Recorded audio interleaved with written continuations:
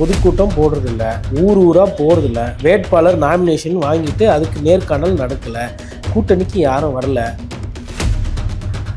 நிழலுக்கு ஒதுங்கக்கூடியவங்களெல்லாம் கூப்பிட்டு கூட்டணி வச்சுக்கிட்டு இருக்கீங்க நீங்க அப்படின்ற மாதிரி.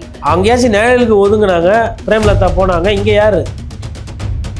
நீங்கன்னா முனையில் சூ கடையில் உட்காந்து பாலிசா போட்டுனுக்கிறீங்க, உங்ககிட்ட காசே இல்லையா?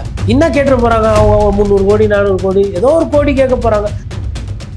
டிஎம்கே மீது இவ்வளோ விமர்சனங்கள் வைக்கிறாங்கல்ல சார், அப்போ டிஎம்கே ஏன் இதை சைலண்டாக ஹேண்டில் பண்ணுறாங்க? அவங்க எதிர்க்க மாட்டேன்றாங்கன்னு நம்ம எதை வச்சு சொல்லணும்? இன்னும் அவங்க ஆட்டத்தை ஆட ஆரம்பிக்கல. வேட்பாளர் போட்டதுக்கப்புறம் 10 வேட்பாளர் தூக்கிட்டா தேர்தல் முடிக்கிறதுக்கு முன்னாடி உச்சக்கட்ட பிரபலமாக இருக்கும்பொழுது இப்போவே வரலன்றவர் நாளைக்கு முதலமைச்சர் ஆகிட்டாருன்னா இவருக்கு எவ்வளோ வேலை பலு இருக்கும்? முதலமைச்சர் வேலையை விட்டுட்டு இவர் கிராமமாக போய் பார்த்துக்கிட்டு இருப்பாரு. அப்போ அரசே நாங்களாக தானே இருப்போம், அதனால எங்களுக்கு யார் பர்மிஷன் கொடுக்கணும்? நாங்கள் மக்களை ஈஸியாக சந்திக்கிறோம். இப்படியே அழகாக சொல்லிகிட்டே போகலாம் ஏமாத்துறதுக்கு. அவங்க ரேஸ்லேயே இல்லைங்க. ஃபர்ஸ்ட்லேருந்து ஒரு இடத்துல அவங்க முன்னணியில் இருக்காங்க. Social media, Twitter, Facebook, reels. எங்களுக்கு பர்மிஷன் கொடுக்கலன்னு இந்த ஒரு பொய்யை எல்லா விஷயத்துக்கும் சொல்லுவீங்களா? சரி, கூட்டணி அமைக்கிறதுக்கும் போலீஸ் தான் தடுக்குதா?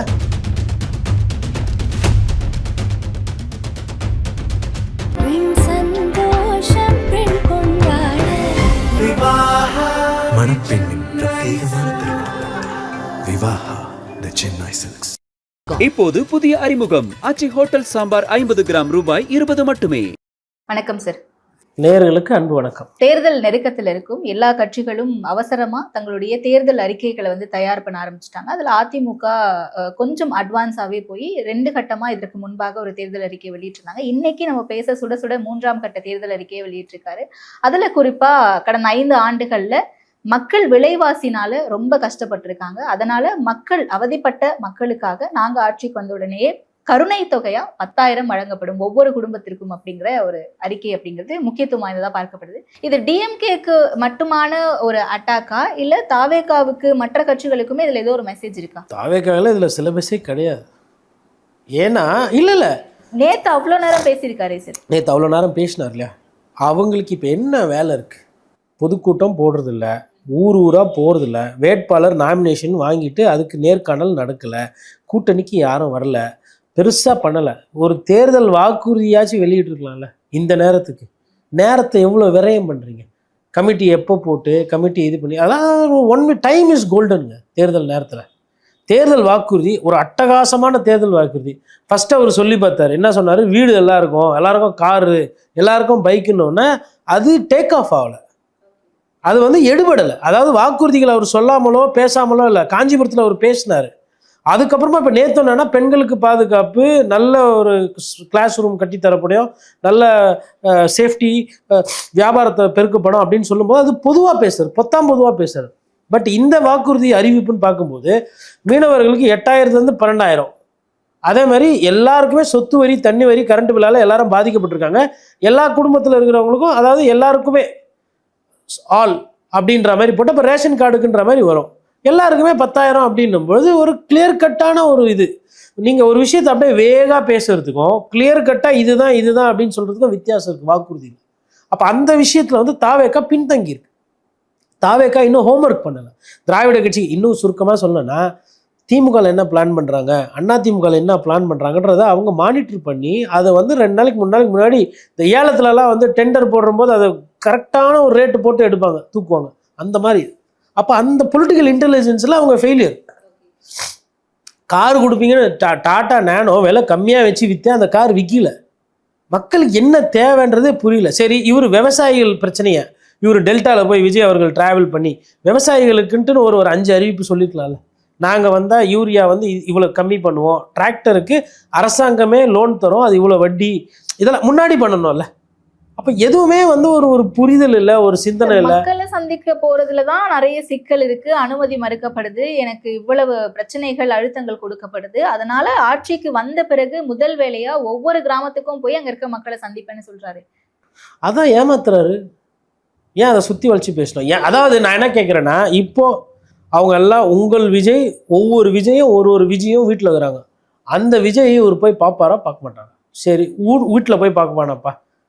யாரும் போய் வீடு வீடாக ஓட்டு கேட்கறதில்ல. இப்போ முதல்வர் குளத்தூர் போகிறாருன்னா பெரம்பூர் வழியாக போவார். போகிற வழியில் ஓட்டேரியில் அப்படியே ஓட்டு கேட்டுனே போவார். பெரம்பூரில் ரோட்டில் நிற்கிறவங்களால பேப்பர் மில்ஸ் ரோட்டில் ஓட்டு கேட்டுனே போயிட்டு குளத்தூர் போயிட்டு மேபி சம்டைம்ஸ் அண்ணா நகர் வழியாக அப்படியே ஓட்டு கேட்டுன்னு அப்படியே அவர் வீட்டுக்கு 1000 விளக்காக போயிட்டு வீட்டுக்கு போயிடுவார். வேளச்சேரியோ எங்கே போகிறாரோ சிஐடி காலனியோ போகிற வழியிலெல்லாம் ஓட்டு கேட்டு தானே போகிறாங்க. இவர் ஏன் அந்த மாதிரி ஒரு பிளானிங்கே வைக்கிறது இல்லை?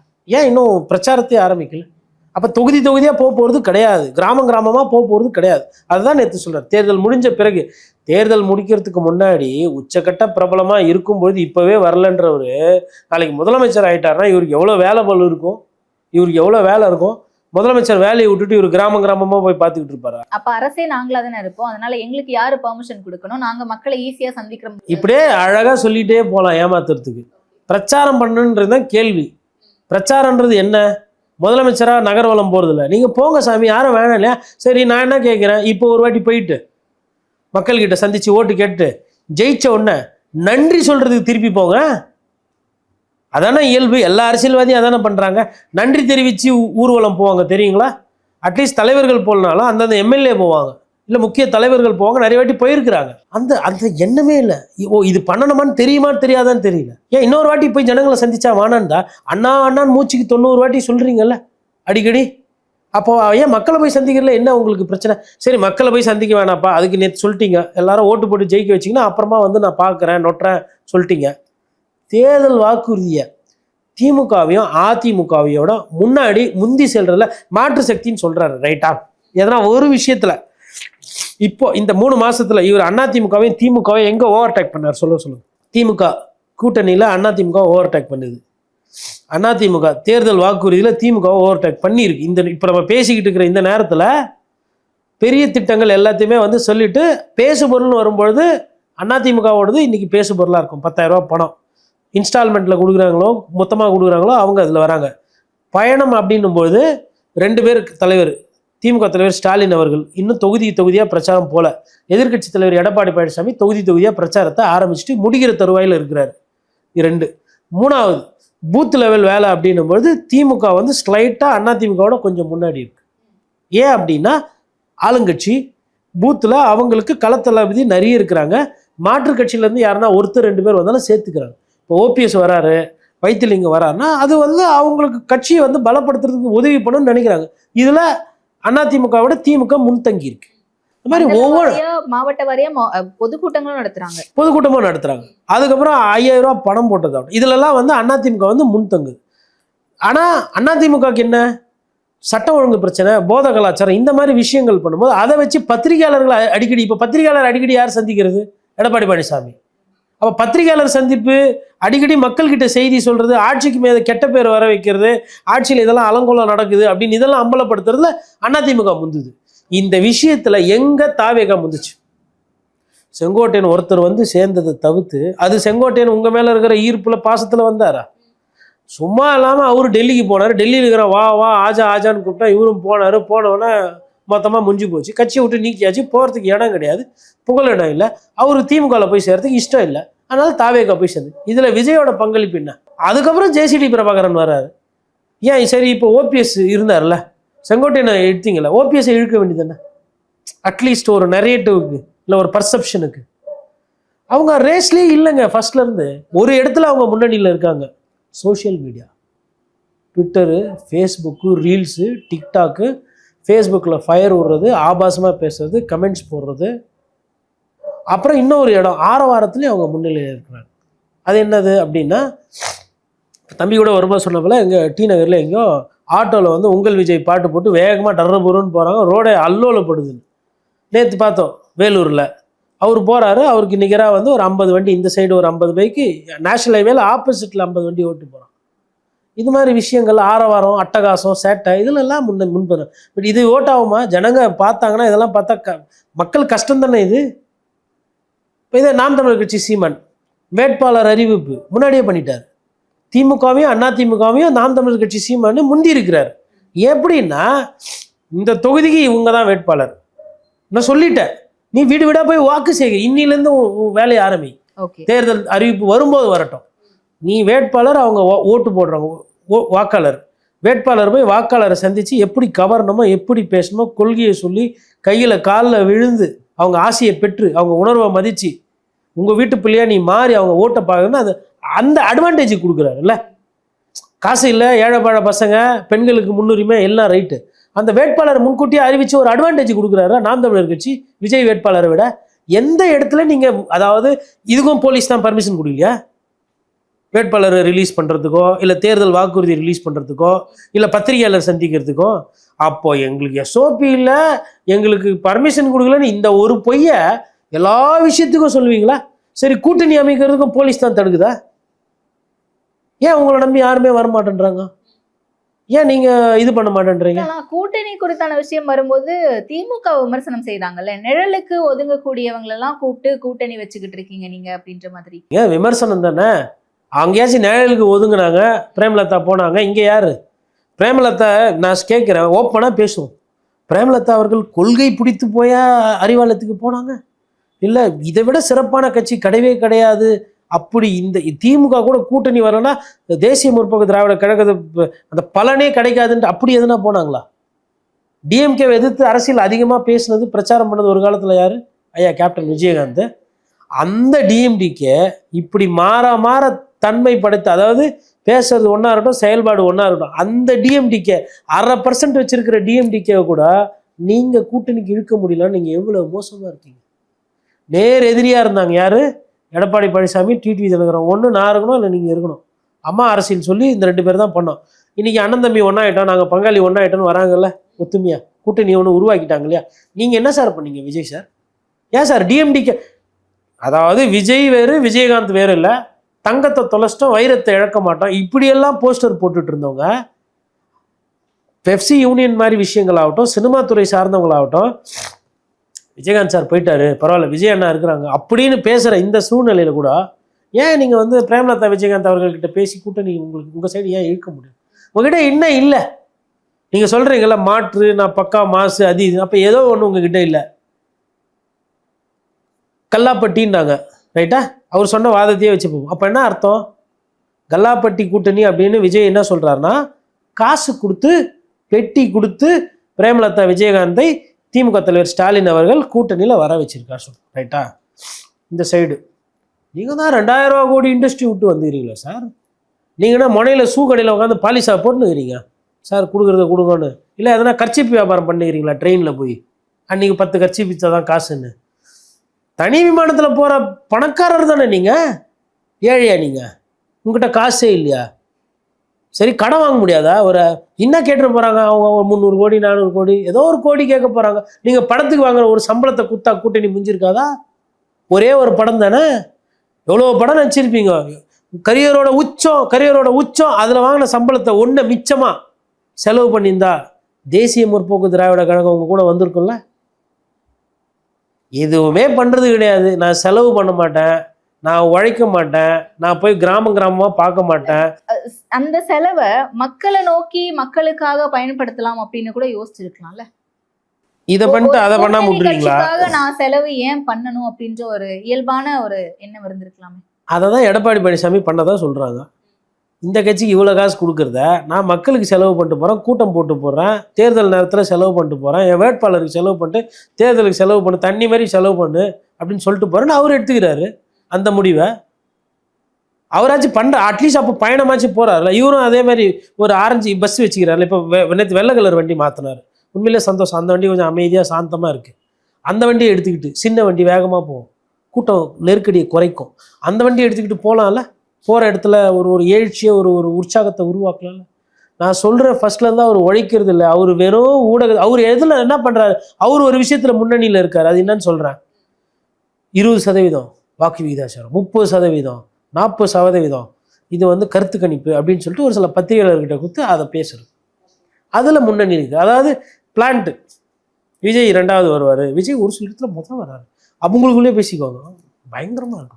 தொடர்ந்து அதிமுக, நாம் தமிழர் கட்சி மாதிரியான கட்சிகளை வந்து புறம் தள்ளி அவங்கள மதிக்காம ஒரு அரசியல் இங்க ஸ்ட்ராட்டஜியோட நடத்துறது அப்படிங்கிறது, தாவேகா வெர்சஸ் திமுக தான் போட்டி அப்படின்னு சொல்றது, இதை பண்றது மூலமா என்ன கெயின்ஸ் இருக்க போகுது விஜய்க்கு இந்த எலெக்ஷன்ல? என்ன அவருக்கு ஒரே நேரத்தில் எல்லாரும் எதிர்க்கிற அந்த அளவுக்கு சக்தியோ தைரியமோ வீரியமோ கிடையாது. இப்போ அதிமுக அவர் எதிர்த்து பேசுறாரு அப்படின்னா இவங்க திருப்பி அடிக்க ஆரம்பிச்சிடுறாங்க. அடித்தவொடனே அவங்க வந்து பதில் வர்றது கிடையாது. நடுவில் பார்த்தீங்கன்னா அதிமுக அடிக்கும் போது விஜயோட பர்செப்ஷன் உடையுது. அப்போ அவங்க வந்து கடம்பூர் ராஜு வந்து எடுத்துக்கப்பா எப்படி நின்ன காட்டுமா ஃபோட்டோ, நீ பெரிய வீரன்றிய பார்ப்பா எல்லாம் பாருங்க, என்கிட்டயே எப்படி இருந்தாரு பாருங்க, எங்கள் அண்ணன் எடப்பாடி கிட்டே எப்படி இருந்தாரு பாருங்க அப்படின்னு கேட்குறாங்க. இன்னும் டிஜே குமார் வெயிட்டிங்கு, டிஜே அவர் எதனா ஒன்று சொல்லுவார். அப்புறம் சிவி சண்முகம் வெயிட்டிங்கு, வளர்மதி அவங்கெல்லாம் சொல்லவே வேணாம், சிஆர் சரஸ்வதி வெயிட்டிங்கு. எல்லாரும் சேர்ந்து நவுத்த ஆரம்பிக்கும் போது என்ன ஆகும்? அதனால நமக்கு எதுக்கு, நம்ம வெறும் டிஎம்கே வச்சு போலாம். அப்புறம் நாம் தமிழர் கட்சி மீது இவ்வளவு விமர்சனங்கள் வைக்கிறாங்கல்ல சார், அப்ப டிஎம்கே ஏன் இதை சைலண்டா ஹேண்டில் பண்றாங்க? டிஎம்கே சைலண்ட் சிக்கல் இருக்கு விஜய எதிர்க்கிறதுல ஓப்பனா? விஜய் ஓப்பனா எதிர்த்தா அது எங்க நமக்கு மைனஸ்ல போயிடுமோ அப்படின்னு யோசிக்கிறாங்க. விஜய்னால நமக்கு வாக்குகள் குறையுமோ அப்படின்றது கம்மியால, அதாவது பெரிய தலைவர்கள் தான் பேச மாதிரியான ஒரு அச்சம்னு எடுத்துக்கலாமா, இல்ல விஜய ஒரு பொருட்டாவே அவங்க எண்ணல அப்படின்னு? இல்ல, விஜய் அவர்களை வந்து அவங்க பொருட்டா எப்படி பார்ப்பாங்கன்னா, விஜய் அதிகமா ஓட்டை பிரிச்சுட்டா அதிமுக ஜெயிச்சிருமோன்ற அந்த விஷயத்துல தான் அவங்க பார்ப்பாங்க. மற்றபடி விஜயோட அந்த பிம்பம் இருக்கு இல்லையா, அதை தாண்டி அங்க உள்ள ஒன்றும் இல்லை, பூத் லெவல்ல ஒன்றும் இல்லைன்றது அவங்களுக்கு தெரியும். அவங்க எதிர்க்க மாட்டேன்றாங்கன்னு நம்ம எதை வச்சு சொல்றோம்? ஏன்னா அவங்க ஆட்டத்தை ஆட ஆரம்பிக்கல. வேட்பாளர் போட்டதுக்கு அப்புறம் 10 வேட்பாளர் தூக்கிட்டா தாவேகா வேட்பாளர். ஆமா, ஆனாப்பட்ட ஓபிஎஸ், எம்ஜிஆரோட ரசிகர், அம்மாவோட வாரிசு, தியான தலைவர், நல்லது விரும்புகிறவர், அவரே அண்ணா அறிவாலயை வர வைக்கும் போது தாவேகா வேட்பாளர்ல எந்த மொழிக்கு? திமுக அதை கூட யோசிக்கலாம் இல்லையா? இல்லை ஒரு 10 பேச்சாளர் இறக்கி விட்டு லாஸ்ட் நேரத்தில் எதனா ஒன்று பண்ணலாம் இல்லையா? தனி விமானத்தில் போகும்போது இவர் தனியாக போகிறாரா கும்பலாக போகிறாருன்ற ஃபோட்டோஸ்லாம் எப்படி லீக் ஆச்சு வெளியில்? அவங்க வியூவை என்ன வச்சுருக்காங்கன்றது தெரியாது, நமக்கு அது புரியாது. ஆனால் கண்டிப்பாக எதெல்லாம் செய்வாங்க, செய்யாமலாம் விட மாட்டாங்க. திமுகலாம் அப்படிலாம் விட்ட குறை தொட்ட குறை விட்ட கதைலாம் கிடையாது. வச்சு செய்யறதா திருப்பி வச்சு செஞ்சுருவாங்க. அதனால் அவங்க வந்து கண்டிப்பாக எதிர்வினை ஆற்றுவாங்க. பிரச்சாரம் வரும்போது அவங்க போய் பேசுவாங்க. அவங்க என்னன்னா மோடி அவர்களை எதிர்த்து பேசி அந்த வாக்குகளை செதறாமல் வாங்கணுன்ற அந்த நோக்கத்தில் போயிட்டு இருக்கிறாங்க. விஜய் அவர்கள் முன்னாடி வரும்போது விஜய் நோக்கி அவங்க திரும்புறாங்கன்னும் போது மோடி அவர்கள் எதிர்ப்புல குறைஞ்சதுன்னா அதனால ஓட்டு நமக்கு பெருசா கிடைக்குமா இல்லையான்னு அந்த சந்தேகம். பட் கம்பேரிட்டிவ்லி பிஜேபியை எதிர்த்து மோடியை எதிர்த்து பேசக்கூடிய அந்த வாக்குகளை தான் இவ்வளவு நாளா வாங்கிட்டு இருக்காங்க. அது அவங்களுக்கு ஒரு கெயின் கொடுக்குதுன்னா இந்த முறை விஜய்க்கான ஒரு இம்பாக்ட் இருக்கு அப்படின்னும் போது இங்கேயும் கவனம் தேவைதானே? இல்லைங்க, இது எப்படின்னா வந்து இப்போ ஒரு துப்பாக்கி தான் இருக்கும் எல்லாருக்குமே. நீங்கள் வந்து பிஜேபி வச்சு சுட்டுட்ருக்காரு வச்சுக்கோங்களேன், ஸ்டாலின், மோடி வந்து அங்கேருந்து சுட்டுட்ருக்காருன்னு வச்சுக்கோங்களேன். இப்போது இதில் வந்து இந்த சைடு வந்து எடப்பாடி பழனிசாமி என்ன பண்ணுவார், ஸ்டாலினை பார்த்து சுட்டுக்கிட்டு இருப்பார். இப்போ ஸ்டாலின் வந்து மோடியையும் சுடணும், எடப்பாடி பழனிசாமியும் மாற்றி மாற்றி சொல்லணும். இதுக்கு நடுவில் விஜய் என்ன பண்ணுறாரு, உண்டிகொள்ள தட்டிக்கிறாரு. இல்லை அவர் துப்பாக்கி வச்சு சுடுறாருன்னும் போது சுற்றி சுற்றி சுடணும். இது ஒரு ப்ராப்ளம். அதில் விஜய் அவர்களை பொறுத்தவரை என்னன்னா வெறும் மோடி அங்கிள் கிட்ட போகிறது கிடையாது, வெறும் ஸ்டாலின் சார் மேலே தான் சுடுறது வச்சு. அப்போது அந்த அந்த அந்த டைமென்ஷன் இருக்குது பாருங்க. இது வந்து தேர்தலில் இது இன்னும் ஜாஸ்தியாகும். அப்போ மேபி திமுக என்ன பண்ணும், தொல்லை தாங்கலன்னு சொல்லிட்டு விஜய் மீது ஒரு 4 சூடு சுடுவாங்க. அது நடக்கும். அது தாக்குதல் எப்படி இருக்கும், என்ன மாதிரி வரும்ன்றது நமக்கு தெரியாது. இல்லை திடீர்னு ஸ்டாலின் சார் வந்து எதையோ கடனை வாங்கி எதையோ பண்ணி பேங்க்கில் ஒரு 20,000 ரூபா போட்டுருந்தாரு வச்சுக்கோங்க தேர்தலுக்கு முன்னாடி, எதுக்கு சுட்டுக்குன்னு மொத்தமாக குண்டலி எல்லாரும் மேலே எதிரில் போட்டுருந்தேன் அப்படின்னா அரசியலில் எது வேணா ஆமாம் நம்ம அக்கௌண்ட்டில் தான், நம்ம மக்களுக்கு தானே பேசணும் கடைசியில்.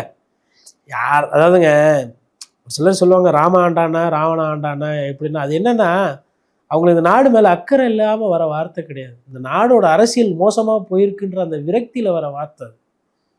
எங்கே வருது, யாரும் சரியில்லை, குறைந்தபட்சம் அட்லீஸ்ட் தமிழ்நாடு மாதிரி ஒரு மாநிலம் என்ன நினைக்குது, 5 வருஷம் உனக்கு, 5 வருஷம் உனக்கு, திருப்பி 5 வருஷம் உனக்கு, திருப்பி 5 வருஷம் உனக்கு, அட்லீஸ்ட்டு பேலன்ஸ் பண்ணுவாங்க.